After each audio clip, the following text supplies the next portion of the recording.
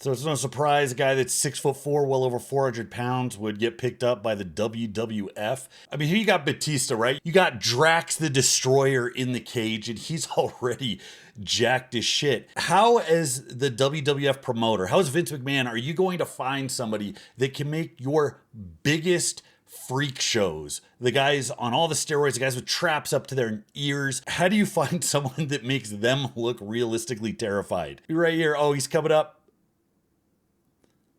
Look at that strength. He breaks the chain. Yeah, I'm sure they didn't saw that off at all. Today we're talking about Mark Henry, none other than Sexual Chocolate himself, and people all over Liftingdom know who this gentleman is because he's had such a legendary performance in just about every strength sport imaginable. His grip is second to none. He dominated powerlifting in high school. He made it to the Olympics twice to represent the United States in the super heavyweights, and he will go down in strongman history as the first man to ever win the Arnold Strongman Classic.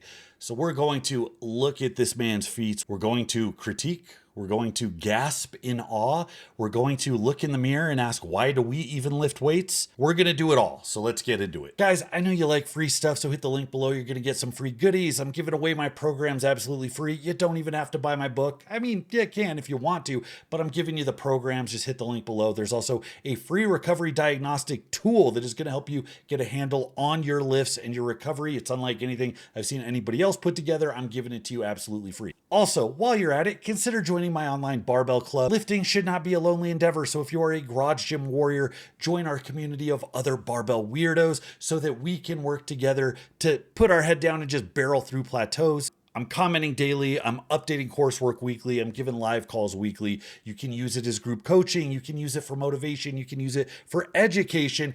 Just sign up today and make 2026 the year you finally get strong. So let's start at the beginning with this man's powerlifting career. Notice at 16 years old in 1988, he had a 735 squat, 420 bench, 675. Now in 88, equipment was a thing, though it wasn't quite as crazy as it got through the 90s, 2000s, and the shit show we have now. But still, this is absolutely disgusting. I mean, even the 675 deadlift, no equipment back in the 80s was going to give you much on a conventional deadlift.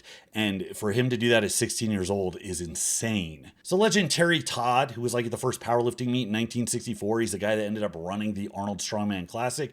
This guy sees Mark Henry do this at this high school meet and says, hey, you ought to try weightlifting because, you know, for as many good athletes as we have, we don't really have that great of a turnout. You look like you'd be good at it. So without the benefit of the hyper-specific training that so many people in other countries do when they go and set Olympic records, he just dives into it already in his late teens. And by 1992, the dude barely out of high school ends up getting a showing at the freaking Olympics. Now, people routinely talk about Mark as having like the most innate talent out of anybody, and it takes a crazy amount of talent to apply that strength successfully to the Olympic lifts without really having a big technical base. So we could guess that he's just kinesthetically kind of blessed, more so than most people, but also that he was just so goddamn strong that he was able to muscle around weights that no other person, even the best Olympians, were actually able to do. So even though he didn't medal at the Olympics, he took 10th in 92, I think like 14th in 96, people still recognize how absolutely crazy it was. I mean, look at the way that he handles this clean and jerk. This is damn near 500 pounds. Look at this pop. First of all, just look at where he receives this barbell. This is damn near 500 pounds, and the guy almost pulled it high enough to power clean it. You just aren't seeing guys yank this weight that high. They're getting it about 6 inches lower, and they're better at dropping their asses under it. And the only way you get that timing, that quick pop followed by the race under the bar, is through just thousands of hours of practice that Mark just didn't have. He receives the bar, by anybody's calculation, this is a fucking power clean position. He is like 4 or 5 inches above parallel right here. And he rides it into the bottom position, which isn't even as low as a lot of the best heavyweights get. It was probably just ingrained in his brain the short time he did Olympic lifting that you're supposed to squat low under the bar, even though he really didn't have to. And if you think this is nutty, guys, if you think his ability to clean 480 pounds like this is crazy, wait till you see how he gets it overhead. I mean, this is over his head. I mean, he didn't even do like a proper thruster. He wasn't even trying to yeet it like this. Just by virtue of coming up and popping it to regrip, he gets his thing damn near a foot off his collarbone. Wild. Just fucking wild. And with that power, does he really need to get under it? He barely bent his knees. This was like an explosive push press. I think a lot of people are underwhelmed by Mark's contest placings, given the fact that he only really did the Arnold Strongman contest. He didn't do well in Olympic lifting. So when they look at his numbers in Olympic lifting and compare it to the best of the best, it seems like he's overhyped. I've heard people make that case. But this shows the actual potential that exists if you get somebody who is sufficiently strong enough, who is also a good enough athlete to be able to direct that strength to the Olympic lifts. And that seems where there's kind of a gap in Olympic lifting. It seems like so much of the training is designed to just practice like a skill. Whereas if you were able to sufficiently get the raw power that you could develop with other training methods while still getting enough specific technical work, it seems like the ceiling should be higher. Now you'll see guys power jerk into the mid fives, guys that are much lighter than him, because Mark Henry was over 400 pounds at this point. But you will not see anybody stick it. Even the heavyweights, I'm not even sure Lasha could pull this off. You won't see them stick this weight with such a shallow knee bend. Now this is exactly where that power comes from. This is 1995, Mark Henry going towards a 2,300 pound total. And that is a 947 squat. It's about 10 pounds under his all-time best.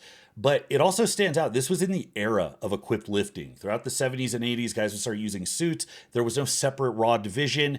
And by the time you get to 95, everybody was using suits, and the suits were pretty damn good at this point. This is a regular ass singlet. I mean, look how thin those straps are. Mark was said to have done this entire meet without any equipment. That's not something that's really disputed by anybody. And you can see in his descent, this doesn't even look like an equipped squat. I mean, even the rebound, I think of guys taking weight this heavy down and they're usually so slow, so mechanical, trying not to pop anything. I mean, just look at how comfortably he rides into the bottom and bounces off his glutes and hamstrings. Just right there. Mark Henry is trying to become the first U.S. super heavyweight weightlifter to win an Olympic gold medal. He's flamboyant, exciting, and he's drug-free. Now, Mark Henry's somebody that's stuck his entire life to the story that he is drug-free. I'm always skeptical when people say they're drug-free, not because it's impossible that somebody would achieve this height with the right genetics, right environment, right mindset. However, it's really just because so many people use drugs that it's unlikely somebody would get in a sport, take it this far, especially when the culture has normalized it and decide not to do it. There's always been this like gross double standard because on the outside, everybody has to present as if they're drug-free. He works for Vince McMahon. He doesn't want to get booted out of the Olympics. However, underneath, of course, all the wrestlers, all the Olympic lifters, and all the power lifters are all doping. Now, the question of was he natty or was he not? The guy's 6'4". He's built like he has elephant bones. He's well over 400 pounds. I fully believe, given A, his size, and B, the likelihood, in fact, the certainty that he had super elite genetics, I believe these numbers are in range for somebody that fits that criteria, but that doesn't mean that he wasn't on gear. I have no idea what he did. I do think it's in the realm of possibility. Now, aside from his success at an early age, one of the reasons that we can have certainty that he was such a crazy genetic specimen is for the fact that he could do shit like this. Despite his diet, he's very proud of the fact he's in shape. At the foot Ooh-wee. He's very proud of the fact he's in shape. Over 400 pounds dunking on a 10-foot net. This guy had the God-given ability to do anything. If he was down at 220, he would have been an NBA player. He undoubtedly could have played in the NFL. But this type of physicality, you don't even really see this in the best lifters. And this is something that steroids doesn't do, guys. Like, I hate to break it to you, but for the muscle building and strength effects, steroids does not have the ability to take somebody with a 9-inch vertical and make them an elite fucking jumper. That shit is innate. So whether it's how thick his joints are, whether it's tendon insertions, whether it's fast twitch profiles, whether it's something about the nervous system that we don't even comprehend yet, whatever it was, Mark Henry fucking had it. Now, one of the things that stands out about Mark is his build, because he isn't obviously built one way or another. Mark seems to be pretty evenly built. His legs aren't excessively long or excessively short. I mean, he's looking lean and mean right here. But you see right here, look how low he's squatted. Look how upright he is. Now, this is not something that he's forced into by virtue of his proportions. His proportions are pretty even. He's a little bit leggy, actually, which makes this an unintuitive setup. But given that his legs are so strong and he spent so much time doing cleans and snatches in this position, he was able to just hoist a ton of weight. So right here, as he pushes, his hips and knees go back. This is actually a really crappy position to be in. And this is one of the reasons that you might even start with your hips a bit higher so that you can drive more evenly and not get your shoulders so pitched over the bar. This is essentially a stiff leg deadlift position. And he's moving slow, which means he's not even benefiting from the momentum he got off his start. And the fact that he is a little leggy means that the bar has a long way to travel, but also the fact that his arms aren't quite as long as you would associate with the best deadlifters. I mean, look at where this lockout is. Boom, right there. Now, he's out on my level where he's straight scraping his junk, but a lot of the best deadlifters, the guys that are really built for it, that can lift crazy weight because their mechanical advantage is so nutty, they're locking out closer to their kneecaps. This is always where I get the most excited about lifters, is when it's obvious that they're not just exploiting some innate leverage advantage, because lifting is really the only sport where you can do that. Other examples of this are like Hafthor Bjornsson or like John Hack. They're not exploiting limited ranges of motion. They're not contorting themselves to game their leverages. It's just the fact that they are built for power. The reason I think that's exciting is because it strengthens that connection we have with strength that says, if you can do this on a barbell, it should mean you could do all of this other crazy shit. This is a placeholder for raw physicality. And Mark Henry has that like above everybody. Now, this is one of the things that solidified Mark's legacy. He will go down in history as the first man to win the Arnold Strongman Classic. And it kicks off with the Apollon's wheels. Apollon's wheels? I don't know. People are going to correct me on my pronunciation. Now, to put it in perspective, you see the Metrex banner. We're in the Metrex era of strongman. This is the start of the heavy era of strongman, because Pudzianowski came in by virtue of being athletic, but also stronger than everybody, is starting to blow everybody out of the water. And a lot of these career strongmen are certainly strong dudes, but they're guys that wouldn't get their pro card in today's field because guys are just so much stronger. The field's so much more demanding. This all started because of the 2002 Arnold Classic, because Terry Todd, the same guy that discovered Mark Henry and said, hey, you should try weightlifting, he puts this show on with the expressed specific purpose of making it a heavy show, saying World's Strongest Man, it's too much endurance. It's too much, 8, 10 events over so many days. Let's do 4 or 5 events. Let's just make them heavy as shit. Let's see who's the strongest. In our very first strongman contest we had in Columbus, Ohio, all 10 men gave it a try. The only one of the 10 who really handled it with any ease was Mark Henry. So the big problem with the axle here, it's not just that it's a thick bar. It is the fact that guys, this is 366. You need really strong grip just to deadlift a 366 double overhand. The fact that these guys are getting distance trying to clean a double overhand is absolutely nutty, but most guys can't do that. So even some of the best strongmen would have to mix grip, which forces you into really bizarre position. It's not really obvious how to get it up to your shoulders. On top of that, the wheels don't rotate, they're fixed. So any position where you have to turn the bar over, if your hands are glued to the bar, it's gonna pop right out. And that made it especially difficult. So guys just could not wrap their head around how to clean it. Mark Filippi always struggled despite being a good presser. You had guys that were really close to power cleaning it, but didn't quite know how to continental. That was like a forgotten vestige of the past. Then Mark Henry comes out. Not only does he have the grip, he has the experience getting heavy ass shit to his shoulders and yeeting it overhead. And he's the first guy to make short work of the Apollon's wheels. Now, one of the reasons I'm partial to this lift is that I did go to the Arnold a few times in the late 2000s when Zydrunas was really on a tear. I was there, I forget what year was the late 2000s, but it was when he broke his own record by doing 8 freaking reps. And it was the exact same thing. It was the same weight, and you had most of the field not knowing what to do. Guys would get 0s, 1, maybe 2, and then he come in and for 2 minutes straight, clean and pressed it for 8 reps. It was electric. But Zydrunas was training this full time. Zydrunas had the implements, he had the technique, he had the benefit of watching these guys and learning and adapting to become a specialist. Mark Henry is just an athlete that liked lifting weights a bunch of different ways, had an insane amount of power, had a decent amount of an Olympic background, and was able to take those qualities and do it day of without any skill. I mean, this is the score sheet from the first Arnold, and we see Mark Henry winning. He beat Sven Karlsson by 2 points. And I know Sven's bitter about that because he was world's strongest man. He was a lifetime strongman. And Mark Henry is somebody with no experience in the sport that came in and ran roughshod over him.